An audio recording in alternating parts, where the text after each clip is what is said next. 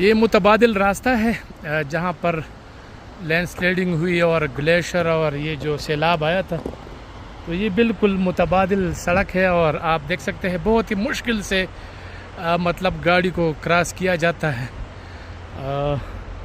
काफ़ी मुश्किलात है यहाँ के मुकामी लोगों को, और ये तकरीबन कोई 2 से 2.5 घंटे एक्स्ट्रा जो है ना वो रास्ता तय करना पड़ता है।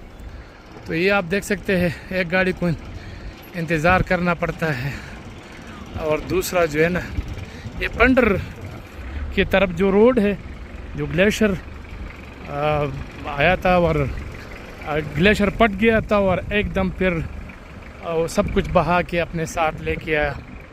तो यहाँ भी ये सूरत हाल है, आप देख सकते हैं ये पूरा स्ट्रक्चर बिल्कुल तब्दील कर दिया है यहाँ पर भी। ये हमारे गाड़ी आ रही है, अब देखते हैं हम कामयाब हो जाते हैं या नहीं। रोशन के मुकाम पर ये रास्ता बिल्कुल ख़राब है, बहुत ज़्यादा। मुकामी लोगों ने मना भी किया, लेकिन हमने डिसीजन लिया कि ट्राई कर लेते हैं।